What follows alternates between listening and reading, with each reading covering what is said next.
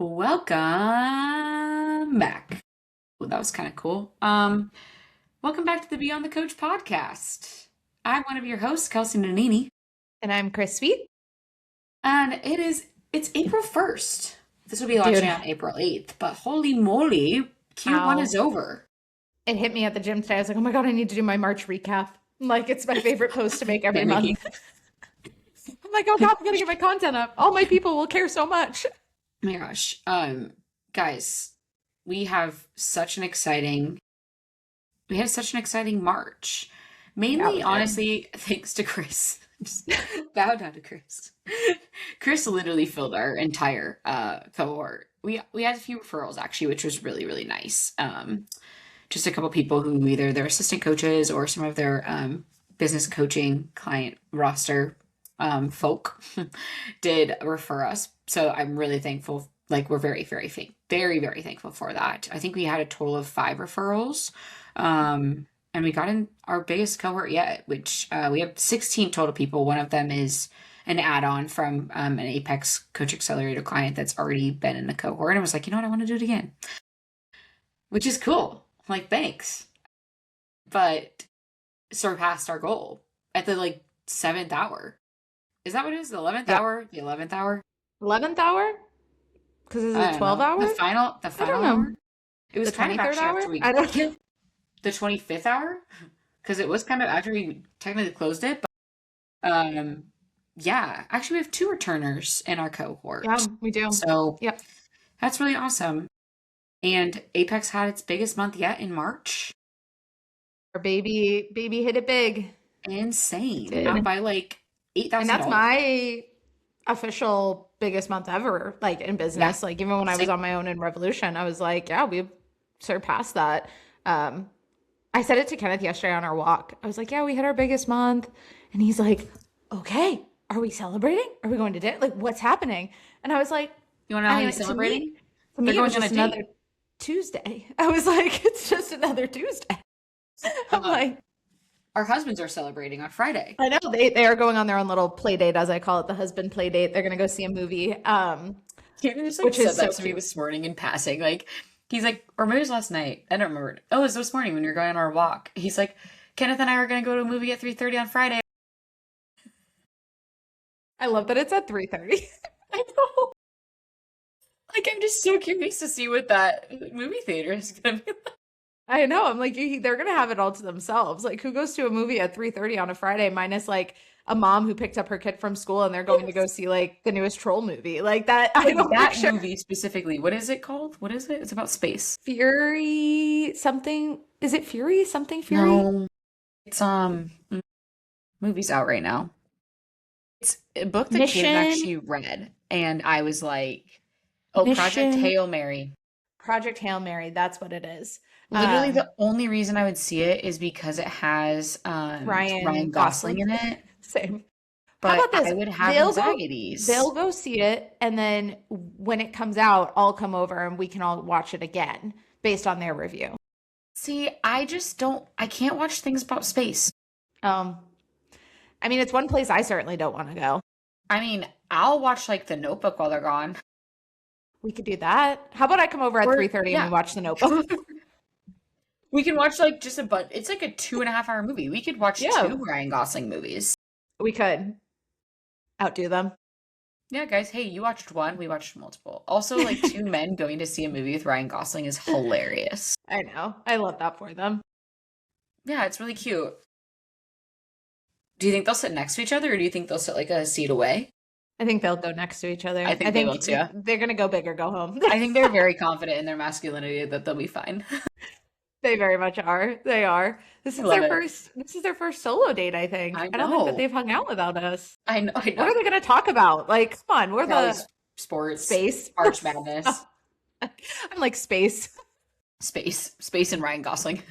space and sports. Space Two and sports. great topics. That is very funny. But yeah, Kenneth was like, "Okay, what are we going to do?" I was like, Maybe I mean, we did treat them to dinner like in January, but maybe we could go out. We could have a celebratory "We could dinner. have a celebratory dinner and be like, maybe we should do something." Like, I We don't have to know. do something for your taxes. We should do a whole podcast about how taxes fucking suck. Everything is now related back to taxes. Like Kyle being like this weekend, can we pay you back for brunch? I'm like, no, it's for Chris's No, taxes. it's for my taxes. I need the write-off, all right? Don't You worry about it, refund if you sweetheart. refund it, it doesn't help Chris. Literally, I'm like, don't worry about it, okay? Okay? From now on, I'm just gonna text Kelsey and be like, is this a write-off? Is this, can we charge this? Can I do this? I'm gonna, Hope Frank. Frank, please. No, we're better. We're good. We've overcome the melt. Talk about meltdowns. Actually, I did have one meltdown. It was over taxes. But yes, Apex hit its biggest month, which is amazing. We are now officially over a year into running the business.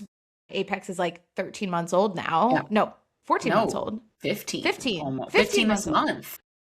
Oh my Yeah. God. 15 months old this Crazy. month. Yeah, and that's just crazy. It's crazy that we've hit the months that we've been able to hit. And a lot of it is thanks to our great community and everything that we've built there. So, yeah, I'm Yeah, just we're kind of excited going to into keep just going. like a same. I'm excited. Chris and I, we talk about to our mentor Kendall. Shout out Kendall, you're the best, the best, the best.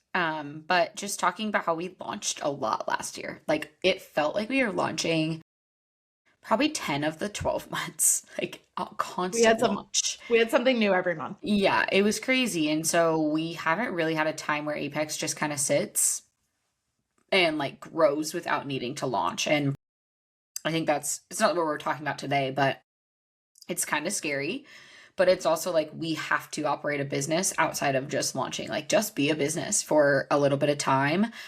We have another cohort that will most like run like in the fall or late summer, probably. But other than that, like we don't really have anything on the books for this year necessarily because last year was a big year.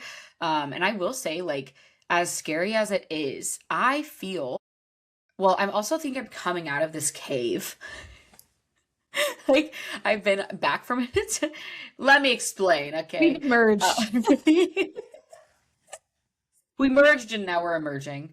Um, I came off maternity leave on February 23rd, and I was doing a little bit of work while I was on maternity leave, but not full blast. And I will say that first month, actually, the first like week or two weren't bad, but then as I started settling in, I was like, oh, ooh, this is really hard. Really, really hard. But I'm finally feeling a little better. Deacon is sleeping more. I also think I just got more accustomed, sleeping more at night. Sorry, not sleeping more during the day, which brings up a really challenging part. But I'm getting into just a good routine where it's like, okay, I can learn how to work with him and not feel as much guilt. But as he's moving, we're hoping to get a nanny, and I just feel like I'm finally coming out of this cave of like, okay, I can do this. Like this was really fucking hard for a while, and now I'm like, okay, I my cave. I'm coming out of it. And I feel like this is the best I've felt in business for a while. And maybe I am attributing that to us having some big months, but I also feel like we're operating better. And more like we're using Megan, our operations manager, so well. Literally we would crumble without her. We're Megan is the best. And really does help us keep the business alive. And like I really truly don't know what we would do without her. But I really do feel so good. I feel like our assistant coaches are just really, really good at coaching and doing their job and just doing so well at it. And we've started focusing more on like the content side of things and just like, I think having more fun in the business too. And just growing the coach side, which is something we were so afraid to do for, well, pretty much all 11 months of last year. And it's really paid off. So it's just exciting to see what Apex is going to do this year. And I just feel like it's like our fussy phase is over. Hopefully. Hopefully. That's Hopefully how I'm this isn't. feeling. Yeah, for If sure. you would have asked me 2 weeks ago, I probably would have been like, everything is complete. I'm not okay.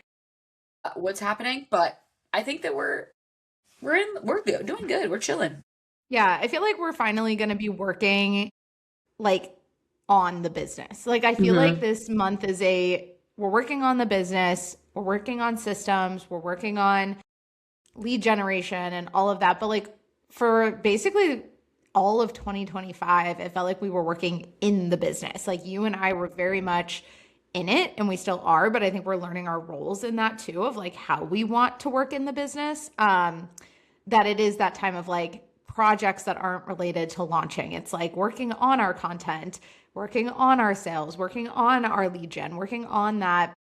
And I don't know, there's like a level of uncertainty to it, but it also makes me excited to actually just double down and not have a project on my to do that's a launch, and actually just a Yes. project that's like the sustainability and integrity of Apex. Like I'm excited to work on that. And we both have very like big years with travel too, which is exciting. So I think it'll be nice for us to go into this year and just see, what we can do. But we, again, hitting that big month was like, you and I both didn't expect it either. Like, talk I about, was like, we logged into our Stripe one day and we were like, oh, and we track everything weekly. We you, literally what look are you at things. doing there? We like look at things weekly, but then the 11th hour, 23rd hour, 20 whatever hour Whatever it was hour, whatever yesterday, hour it was. yesterday just did the damn thing. Yeah, So yeah. And I think what's really cool about Apex is that we've never been a high volume type of company. Like we are not people who book 30 calls a month. Like we're not on sales calls every week. Genuinely, we're not. And when people are like, how do you hit and create a multi six figure business, but don't, get on sales calls? I'm like, we just have like when we book leads, we close them. That's the thing is and they when show up. and when Kelsey and I looked at our lead trackers yesterday and our sales trackers yesterday to try to put together some people we could reach out to and just kind of, restart the conversation and just kind of, get back into the flow of things with messaging. And literally, I think we maybe had 5 people we could reach out to because we For a whole year. close the whole year. We close at like a 80%, 85, 90% close rate. Some months 100%, which is such a privilege, but I think it's all credit to the brand and the culture that we have built and having a very unique offer. And when people know that they want to work with us, like they're coming in knowing that they want to work with us. So we do business a little differently than I would say most people, even as a business coach myself. Like we do business a little bit differently because our circumstances just a little bit different. And it's taken time for both of us to build a brand individually over the last 6+ years that we've been here. But yeah, I think all of it contributes to really the success that we had this past month. Yeah. And I also think too, it's like, we coach a lot of coaches and they talk about, attracting ideal clients and that kind of thing. And I will say after my first like year and a half in business, I really did stop trying to gain clients that were not a good fit and that I knew I couldn't help. And I will say we're pretty picky about it. Like if we're gonna message someone in the DMs, like it's a very sure, like this is a fuck yes client. Like this is somebody we can work with and would work with. And like I think that also saves us the stress of like business cancellations and we do have cancellations. Yeah, I'm not gonna pretend like we're not like I'm we're not gonna not a pretend we're perfect. perfect. We're not Right? perfect, I We're not promise. perfect. We definitely have cancellations early. We definitely have people that have not been happy in the brand. We've had to fire clients. Like we've had to do the whole 9 yards. And like that's obviously not fun, but it comes with business. I think to expect that that's not going to happen is silly. Like those things are going to happen, but we're very good about like if we get on a call with someone, it's because we know they're going to sign up. If I have reservations about a call, like sure we could still take it, but there's times where I have canceled calls because I'm like, hey, like I just honestly reading through your form, I don't think that we're a good fit right now. And that's okay. Like I don't think that's a bad thing. I also will refer them to someone who maybe is a better fit because we're trying to attract really high level people and not that we're wasting our coaches' time, but it's like if I'm going to put somebody on their roster now at this point, it's somebody that's like I know that they can help them and won't be a headache. And given, you never know until they start, but I think we've gotten just a lot better about being very selective in who joins Apex. And that's also attributing to our closing rate. Because yes, like you said, like if somebody gets on a call with us, it's because it's the same thing. It's a hell yes for them too. Like it's a hell yes for us. It's a hell yes for them. Um, and it's been really nice. But I think today we wanted to chat about like a little bit more, kind of just like extending of what we're talking about now, but it's like how we've just been able to kind of be like cool as a cucumber in business and not stress and not panic and like it's taken time to get there because there's definitely been times, very many times that this has happened to us in the past and even during Apex, but kind of just going through that because I know we have quite a few clients that go through this themselves and that we help them work through. And yeah, so you want to kick it off? or continue? It's definitely, when I first started the business myself back in like 2019, I had like every month, like clockwork almost, like a meltdown in business where I wanted to burn it down. I wanted to go back to a regular job. And it could be triggered by a variety of things. It could be triggered by a cancellation email coming in, like the avoidance I had of checking my email sometimes and seeing like in the subject line cancellation or a complaint. It could have been feedback from a client survey that I didn't like. It could have been a client who was just really difficult to making me question myself. It could have been a slow sales month where I didn't make a single sale. And these things would just send me into a literal spiral. Like Kenneth would open my office door and I would just be sobbing in tears and he'd be like, what happened? And it happened so fast. It's like this spiral of things are going really well. And then all of a sudden that one thing happens and it takes away from all the stuff that was going really well, from all the success I've already had. And I was thinking yesterday, and it was funny because Kelsey, when we got on today to talk, she was like, oh yeah, I was kind of like, we were kind of like, yeah, we were kind of thinking of the same thing. I was thinking yesterday how I genuinely haven't had a meltdown like what I used to do. I have not had a spiral. I have not had a burn it down moment. I have not had a literal tantrum over business. And I was trying to think of how did I get here? How did I get from being the girl in the office that was sobbing and wanting to burn it down and never feeling like her efforts were enough and resenting DM outreach and resenting getting on sales calls because it just meant I was going to be denied and resenting surveys and, not being sure where to go, to now being very like level-headed minus taxes. Taxes can send me into a spiral. That's not related to business. It's related to business. We're in a better spot now. It's related to the unfortunate part of running a business, but that is not related to how I feel in business and how I feel with running a business. And I was telling Kelsey, I was like, I feel like it just kind of is the reality. Eventually it got to the reality of once I was on my 40th spiral, right? My 45th time having a meltdown in my office. It's like, at what point do you just realize that this is a part of business and it's not something that's going to be fixed? Because I think for so long I was trying to fix it. I was trying to say, how do I never get a cancellation? How do I always have resigns? How do I always make sure I'm making sales? And you have to kind of hold up that moment, not even a mirror really for yourself. It's just like truly being honest with yourself and saying, what if this is just a part of business? And what if you just kind of need to embrace the suck?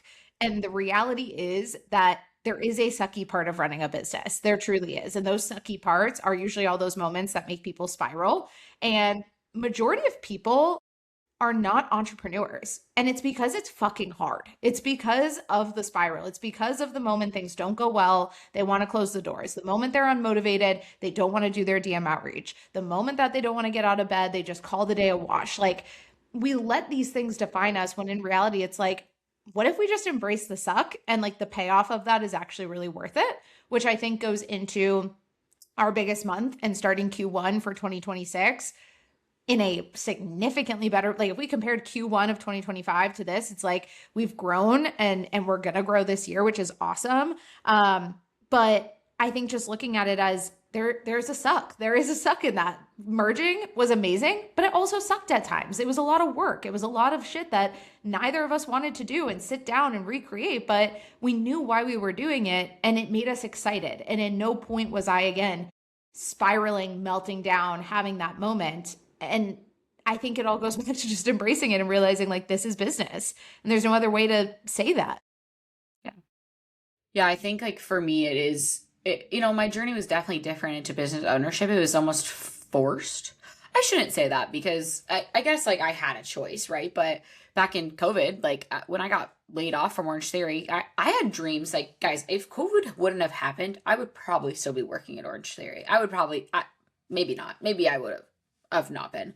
But like COVID hit and I had dreams. I was literally just got promoted in January to the area head coach at Orange Theory. And I was like, this is my thing. I'm going to be high up in Orange Theory. And lo and behold, COVID hit. And I'm very thankful for it as much as it sucked at the time. So I kind of got thrown into it of like, hey, I can either keep like going back and then getting laid off again and going back and getting laid off and collecting unemployment checks and whatever, have no control over this because I don't have a job. or I can just slowly start my own business. And so like I will say I kind of had an optimal timing for like starting a business and grew it to the point where I didn't have to go back to a job when like we kind of fully opened back up. I actually did go back in the spring of 2020 and then I was like, this fucking sucks. Like I don't want to do this anymore. This really sucks. Wearing a mask with a microphone on, I was like, this is literally gonna set me up a wall. Anyways, that's beside the point. I do think like I had a different. Oh, your It just knee. hurt to bend a little bit. Anyways, guys, I got a boo boo over the weekend. But anyways, uh, I always think like I'm thankful it happened because I was truly made for business ownership. Like I was truly meant to be an entrepreneur, but I don't think I would have ever known it. And I think part of that is I was telling this is how part of the conversation came up because I was dancing in the kitchen for Deacon this morning while he singing Disney songs because I was hoping he wasn't going to cry. And I was like, I don't remember the last time I was truly stressed and like had, like Chris said, like had a meltdown. And the first year of business, like Chris said, multiple accounts of that. And I think it's just because I genuinely, I, I had really unrealistic expectations in that first year where I just thought everything was going to be easy because it kind of was before I really scaled.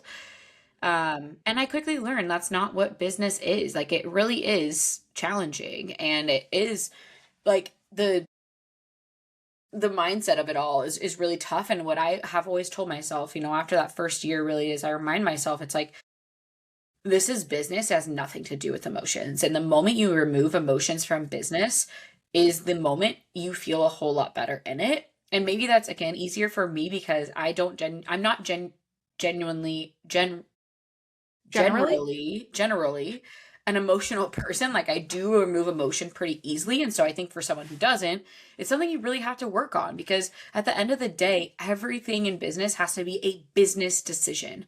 There's been people that we've had we've had to let go, I've had to let go that I genuinely loved as a person. But at the end of the day, it had to be a business decision. And that is really, really tough part. And you do end up burning a few bridges at times with people who can't understand that it's a business decision. And that is a hard part. Same thing goes for clients. And I think in the fitness industry specifically, where you're checking in with people, they're sharing their lives, probably oversharing their lives at times. It's really hard to not take all of that in yourself and feel all of those emotions. Like by the end of the day of a full check in day, depending on your clientele, you could feel really emotionally burnt out. And so I think it's really important where you do have to regulate yourself of like if you're doing check-ins, like I have my office, I don't go in my office if I'm not working. Like I separate that. And I think that is, you know, something that can be helpful too, but I think it's just really the biggest thing is that there's no such thing as emotions in business. Like you just have to be not you get stone cold at times. It's just like, hey, this is not my heart. This is unfortunately the numbers in the business. I actually pulled up a few stats because I was so curious about like businesses. Because I think some people they're like, this isn't a hobby, it's my business. And it's like, is it though? Because you're kind of treating it like a hobby.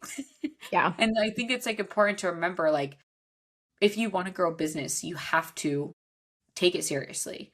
Um, 20% businesses fail in the first year, 50% fail in 5 years. So we're better than 50%. There we go. And then 65% fail within 10 years. And then number one failure is cash flow problems, not bad ideas, which is interesting. But yeah, I agree. I mean, it even says here 82% of business failures are tied to poor cash flow management.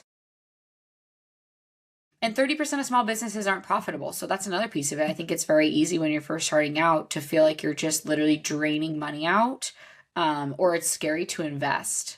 And I was actually thinking about this the other day that when you're thinking about opening, do you hear that? Did you hear Burrow? Yeah, was that a yawn? A whine? I don't know what is going on out there. Who knows? It's chaos. It's anarchy out there. But you know, when you start up a business, there's startup costs. Some people it's 30K, some it's 100K, some it's more, some it's less, whatever it is.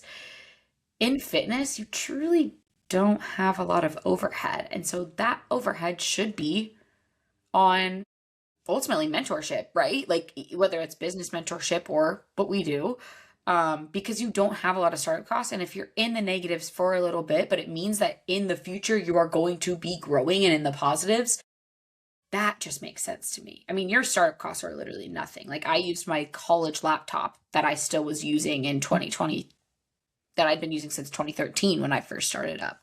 And so I think that that's, something to keep in mind is 30% of small businesses aren't profitable. And you probably won't be profitable initially. You're going to be paying back things, you're going to be paying back investments. But if there's a road where it's quicker and less stressful, like use that to your advantage.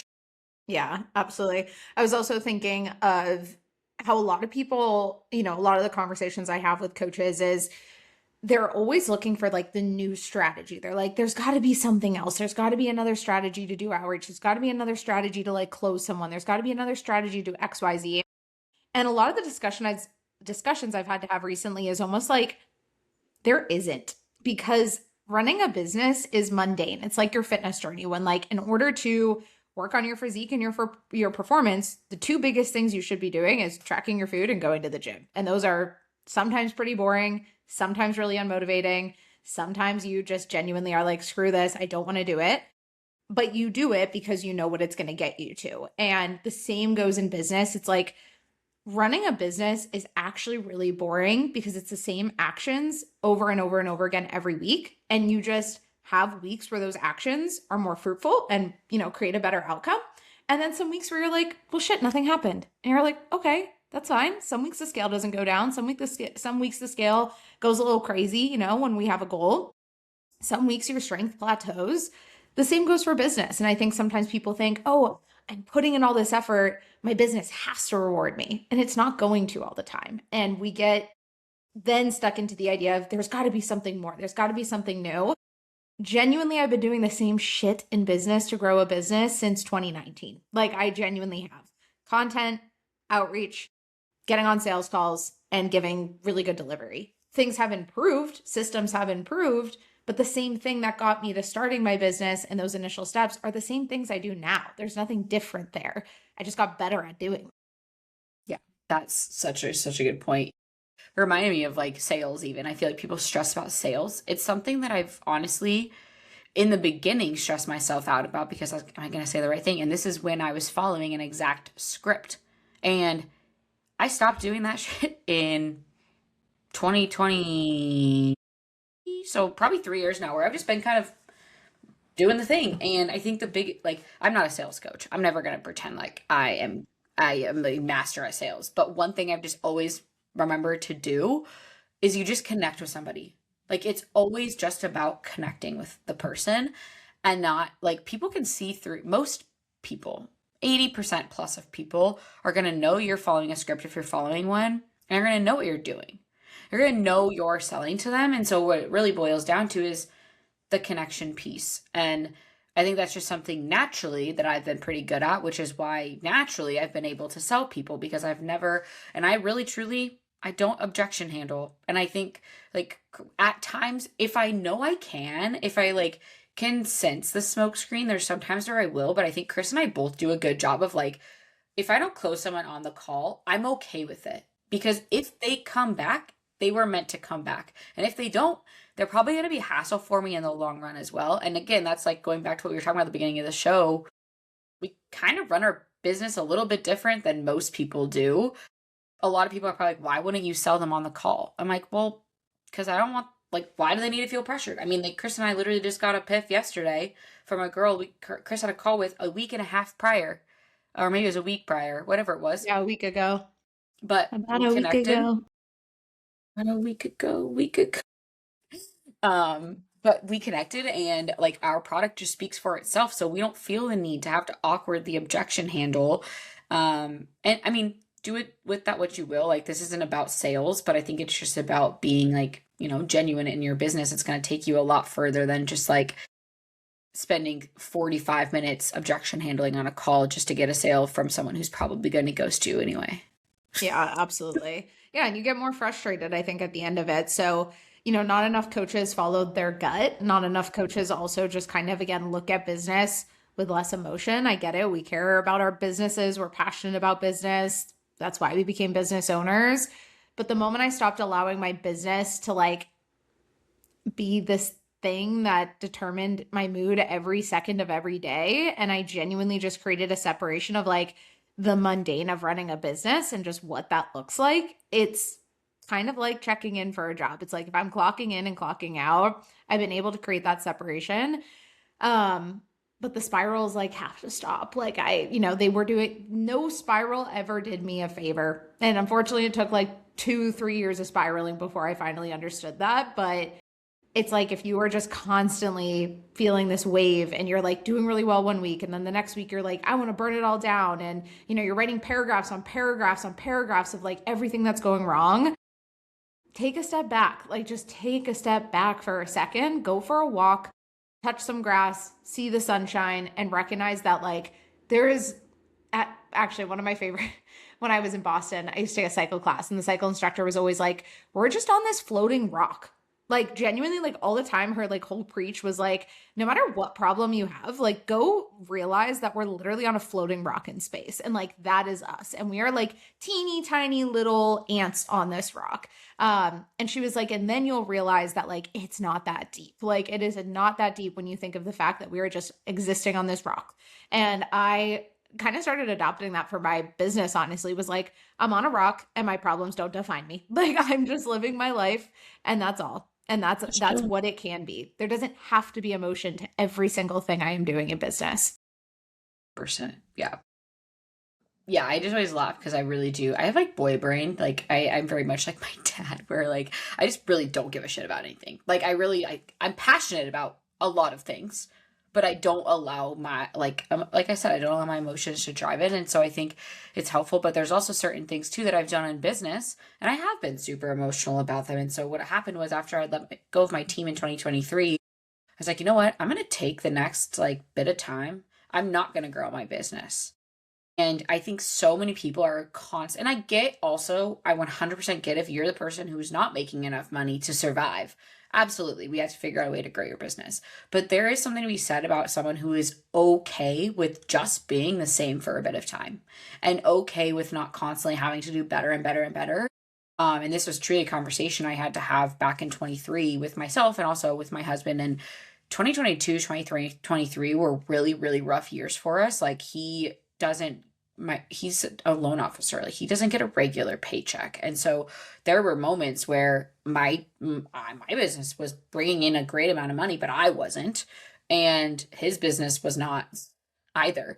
And even in that time where it was really, really tough, I did get into like a little bit of credit card debt because I wasn't bringing in a lot of money and we're still paying that back. But like those stressors are over now. Yeah, we're paying back things now, but I was able to just sit in my business for a little bit. Again, I am not going to give you financial advice, but that time happened. And I'm thankful that I allowed myself to not have to worry about growing my business constantly. Like there's such a beauty in being able to maintain. I keep wanting to put this in my bio, just like the queen of maintenance. I freaking love maintenance of all sorts. Homeostasis is my friend. Homeostasis. And I think so many people in business aren't willing to stay in that discomfort of not constantly growing and not being okay with constantly growing. And I am an athlete. I have an athlete mindset. I want to win. I want to be the best. But I also recognize that there's beauty in being able to just sit and be for a bit. And in that time, I actually just focused on my knowledge. I focused on building up and getting really freaking knowledgeable in many different areas so that my delivery was like A1. Like I got really good at programming that year. I really started to understand nutrition. It was the year I actually got my CSCS, was the end of 2023, which had always been a goal. Did I need it? No, but it was a goal I wanted to seek out. And so I think that for some people, instead of constantly focusing on growing, maybe you actually need to focus on what you're offering and do a little bit of internal work into yourself and figure out what you are wanting. Because I think sometimes it can feel like you're just running around with a chicken with its head cut off and there's no direction. And if you don't have a direction, you're not going to grow. You're going to be staying stagnant anyway. So you can either purposely stay stagnant and improve on things that maybe aren't going to initially grow your business, or you can stay stagnant because you're constantly having an absolute just mind demolishing BF all the time. Yeah. Yeah, I had a client ask me yesterday in his check-in. He was like, "What phase of business was like your favorite? And what would you have done, or like what would you have done differently? Like, and what would you have done differently if that?"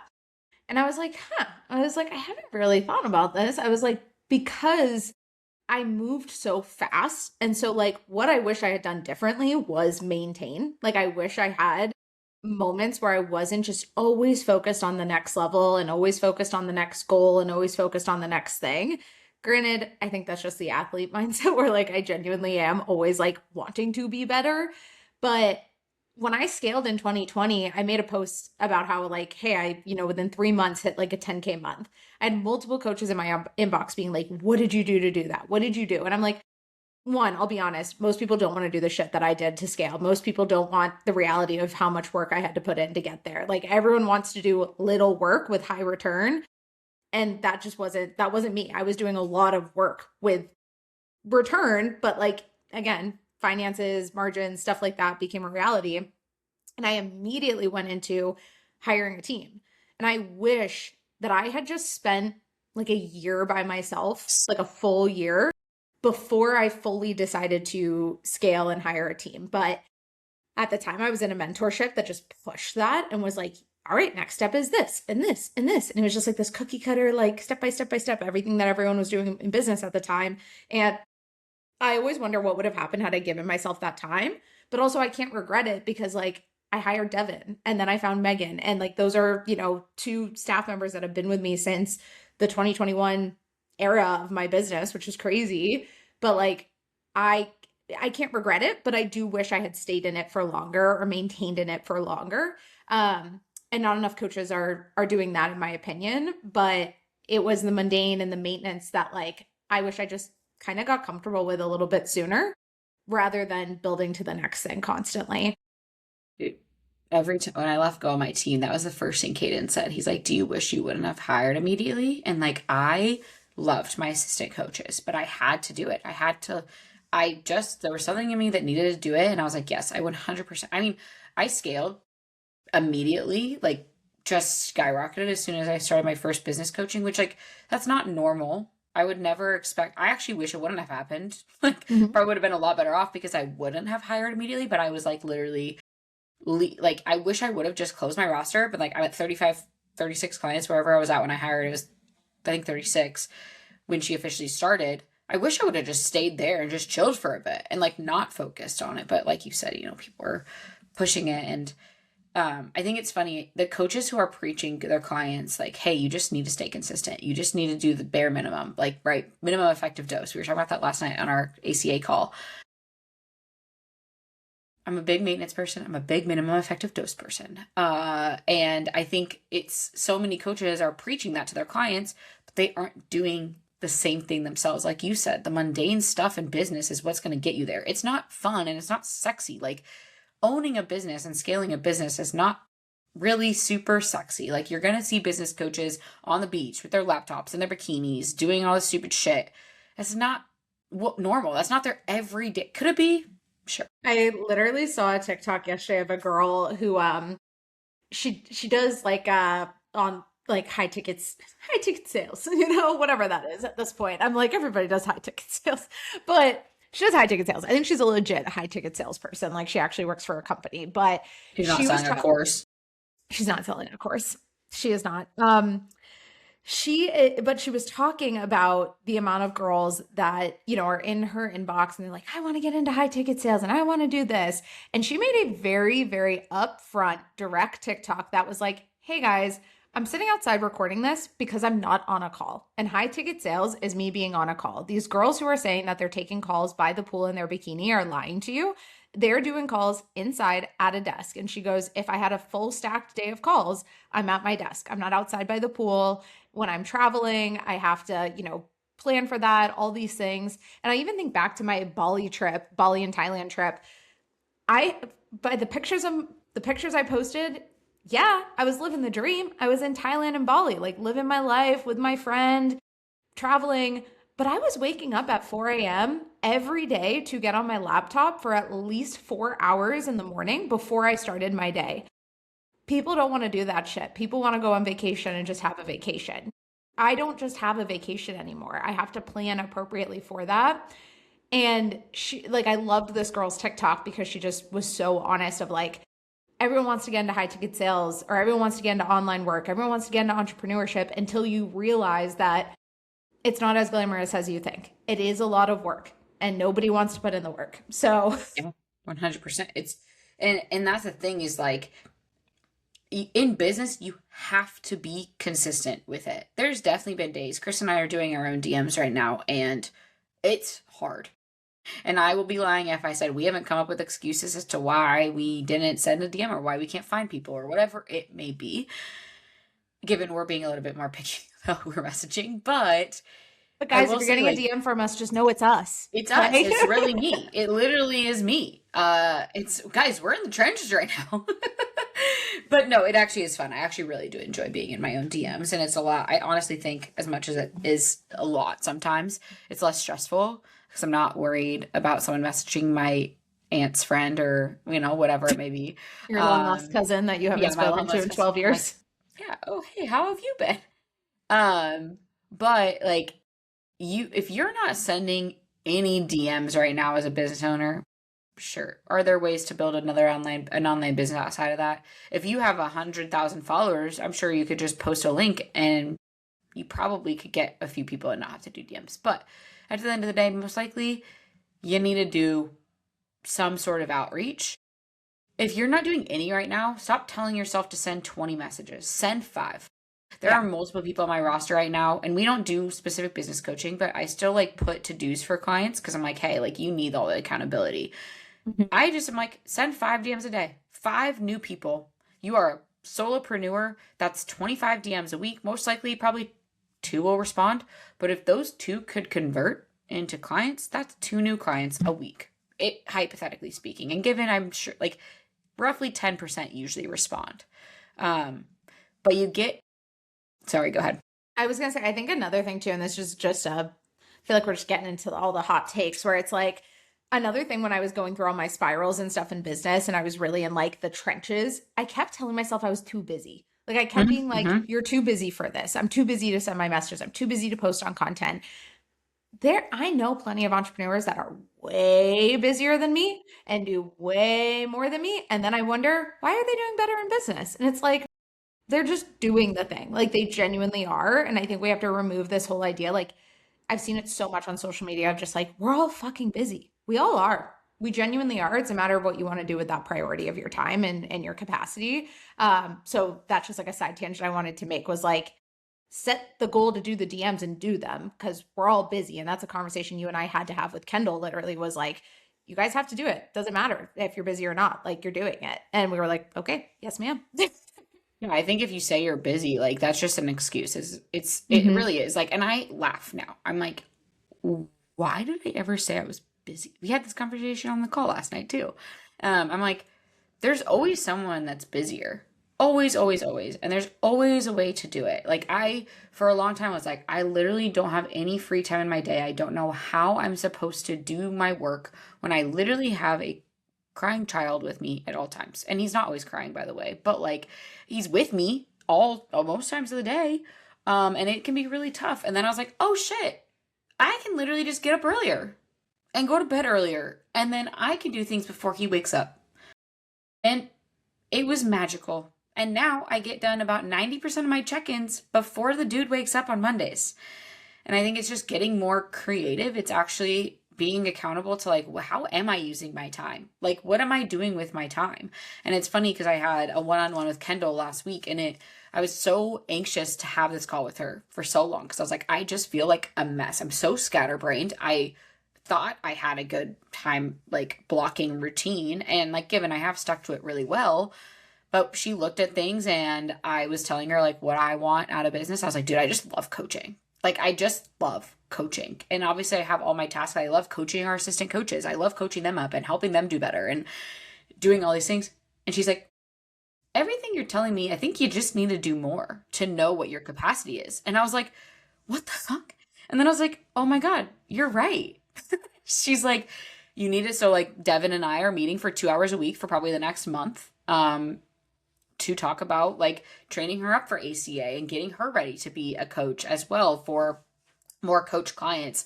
And then she's like, you also probably have the capacity to take on 3 to 5 more clients. And I was like, oh, okay. Yeah, I just said I really don't know where I have time, but you know what? Kind of fuck yeah. Like, of course I do have more time. I don't, silly me.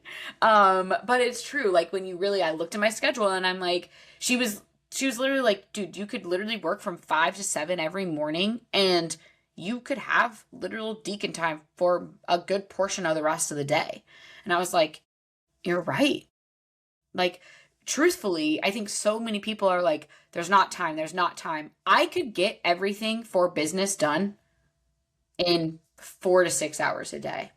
Yeah. And I probably could be done. Like, if you just really did work smarter. And Yeah, that's, I think it is the efficiency part though. It's yeah. the amount of times it's Hmm. like, yeah, I get you're sitting down to do work, but how many times are you picking up your phone to scroll even for 2 minutes? Those 2 minutes add up, you know? How many times are you getting distracted or you told yourself you'd sit down and do one task, but then you end up answering client messages that you didn't mean to answer in that time block? Like efficiency is everything. And that's definitely something that affected me a lot early on in business was like I wasn't efficient. I was kind of overlapping a lot of shit and it was a lot of noise and a lot of stress. And I was like, yeah, I don't have time because I'm doing like 50,000 things in an hour time block. Like, Mhm. Yep. There's so much to be like, I was actually just talking to my parents last night about the brick because my mom is, when she works from home, she's like, I just start playing games on my phone and I don't do work. wait, your mom and my mom are the I'm same like, pop. oh, okay. Poppy loves playing games on her phone, like all the time. I used to too, and I think that transition coming out of maternity leave when Deacon would be sleeping on me and I would just play a game like mindlessly on my phone and watch TV all the same time. Like I was so that's why I think the transition coming back was so hard because I was like, oh, you're telling me I can't just sit and like binge watch shows and play games on my phone now? Like, oh shit, I actually have to do things. And the brick. If you're watching on YouTube, I've been brick. Oh, there's my baby. Look at him. He's so cute. But no, I'm just showing the brick. I have been bricked for 4 hours and 25 minutes. One of my goals for April is to brick my phone for 15 hours a day. And that, given that is like overnight counts. But I'm trying to only, I even bricked Slack, Google, like Gmail. I bricked everything on my phone that's social media or work related. So I can literally only text if I need to. And I'll use Slack on my computer when it's time for me to answer messages. Only answering client messages 2 times a day. So good for my brain. I can actually finish a task now. And I think it's so many people are like, I feel like I just sat down to do things and now I'm like beep boop boop boop boop boop boop boop boop. And I'm like, Yeah. yeah, because you're trying to do 16 things at once when you could just do one, be super efficient at it, and move on. And that has helped a lot. It does. It really does. But yeah, I think efficiency is everything. I think mindset is everything. And I think embracing the suck that is running a business because it's not Not easy. super glorious and glamorous every day. That's for sure. But you show up and you do it, and then you do it again, and you do it again and again and again. And before you know it, like, yeah, you have built a business that is hitting the goals that you want because like it's no longer tied to your emotions. Like I stopped operating from emotions and that did a lot of favors. Yeah. Yeah, I think so many people want, and I get like Kendall does a really great job of this. She flexes on her, like her content has now been like, dude, of course I'm cocky. Like I built this thing. Like yes, I'm cocky as hell. Like I can be. And having freedom, but I will say Ken still does a lot of work in a multi-million-dollar business for like most entrepreneurs kind of want to exit and she's still pouring in. And that's how Chris and I are largely as well. It's like, we still will, always be client facing. I will always love coaching, but I think the really cool part about building a business is when you're in the trenches, in the beginning, it's not easy. Like it's not glamorous. It's really boring. It's a lot of work. But if you go through that and you work through it long term and you stay consistent on your shit, you stay on top of everything, it becomes fun. Like it does become fun and you do have more freedom and you can go on vacation and maybe work a little bit less. We have a 3 week trip to Europe coming in September and October, and you bet your bottom dollar I'm gonna just enjoy the heck out of it. But the good thing with Europe is that they shut literally like everything shuts down from like 2 to 6 p.m. So like I'll have, a good 4 hour work block every day, especially when Deacon naps, where we can go back and hang out. But I think it's just really being able to utilize your time wisely. It's not always going to be glamorous, it's not always going to be fun, but like if you stick to it and you just realize like business isn't fun all the time, like it's not meant to be fun all the time. It's meant to be hard, that over time it can get a lot more enjoyable and a lot more flexible and a lot more easy, and it is super rewarding. But I mean, 50% of people in the first 5 years flunk out, 65% in the first 10, but you have to just, stick it out through the hard times, and it is very worth it. Yeah. The last thing I'll add is just saying, like, even expectations. Like, you want to go in and you have your rose colored glasses on to, all your goals and all the big things, and I'm going to be an entrepreneur. And it's like the moment that it becomes less attractive, you suddenly want to give up. And something that has definitely helped me is changing those expectations. And again, maybe the expectation is maintenance. Maybe the expectation right now is for you to get into that equilibrium and just chill in there and stay in there. Your body, your mind loves it. But I think when we set too high of expectations, then we also fear changing that expectation, because we think by changing it, it means that we failed. And it's like, but by the stress and everything and the lack of productivity that comes from this like impact and pressure of this big goal that you set before you even knew what was capable in your business. Like when I first started business, I had no idea I didn't know what people were doing in the online world. I just did it to do it because I was like, I don't know, let's make some extra money. Let's see what happens. I never intended for online coaching to be my full-time job when I first became an online coach. I was going to grad school and wanted it as a way to have a side business and get into social media and whatever. But as I grew, it was adjusting my expectation and realizing that, like, oh, this is actually possible now. And there's times where I had to lower the goal, and there's also times where I've increased the goal. And like, I think if you can just allow yourself fluidity with your expectations and not staying in this stuck black and white, well, this is why I wanted it to look this way, and this was the goal, and this is what I'm working towards, it'll release a lot of that pressure from you, because now you realize what's actually possible in business and you can be realistic with your capacity, because you really don't know till you start to understand what that looks like. Yeah. Yeah. 100%. And like Kendall said, sometimes you have to take on more to actually understand your capacity. Like, I really think to understand your capacity, you have to max yourself out at some point, which is really scary, but it's true. And I'm kind of going through that now as, we continue to grow, which is so scary, but it's also like worth it. You can always scale back eventually, but when you actually reach your capacity, you just learn how to work better. So yeah. Completely agree. Yay for Bada yay bing, for bada capacity. boom. Yay for capacity and no emotions. Woo! But if this was helpful, let us know. Shoot us a DM over Instagram. If you need more support, like in specifically your, not just your business, but also just your coaching and your delivery. Like that's more so of what Chris and I do help with, and kind of helping you tie it all together.